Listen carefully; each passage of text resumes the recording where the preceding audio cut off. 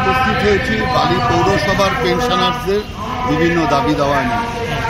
এটা প্রত্যেকেই জানেন যে বালি পৌরসভা মাঝখানে এই রাজ্যের সরকার তারা হারা কর্পোরেশনের সঙ্গে যুক্ত করেছে এবং তারপরে যারা রিটায়ার করলেন তাদের ক্ষেত্রে খুব সমস্যায় পড়া গেল, কারণ এটা আবার বিভাজিত হলো হাওড়া থেকে বালি পৌরসভা। এবার ফাইলটা কোথায় যাবে, কারা দেখবে? বালি পৌরসভার সমস্ত টাকা পয়সা সব হাওড়ায় ট্রান্সফার হয়ে গেছে। এই বিস্তর সমস্যা নিয়ে আমরা বেশ কয়েক মাস ধরেই আন্দোলন করছি। আমরা সকলের পেনশন যাতে ঠিকমতো হয় তার জন্য আমাদের আজকের এই সমাবেশ বা জমায়েত। আমরা চাইছি প্রত্যেকের pension, PF, gratuity, retirement benefit বলতে যা যা আছে তার সমস্তটাই যেন বালি পৌরসভার কর্মচারীরা পান।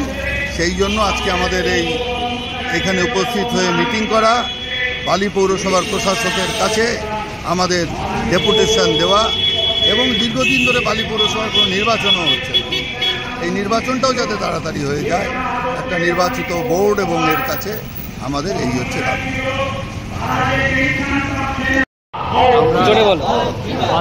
বালি মিউনিসিপাল পেনশন সমিতি পৌর প্রধানকে আমরা আজকে ডেপুটেশন দেবো। বিভিন্ন সমস্যা এখানে আছে, বিশেষ করে পেনশনারদের ইচ্ছা করে পেনশন পায় আটকে রাখছে, তাদের পেনশন যাতে না পায় সেই ব্যবস্থাই করছে। পেনশন ফাইল ফিরে আসছে, পেনশন ফাইল ঠিক মতো রেডি করছে না। তারপরে যাদের পেনশন ছিল না তাদের অ্যাডক পেনশন দিচ্ছিল, সেটাও বালি মিউনিসিপ্যালিটি বন্ধ করে দিয়েছে। তাদের এখন পুরো অবস্থা আপনারা সবাই জানেন যে চাকরি করার সময় শরীরের কন্ডিশন থাকে, চাকরি রিটায়ারমেন্টের পর শরীরের অবস্থা কী হয়, দিনে দিনে রোগাক্রান্ত হয়, রোগ বাড়ে।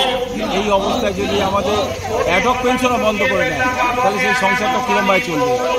তারপরে দীর্ঘদিন ধরে এখানকার ক্যাজুয়াল লেবারদের তাদের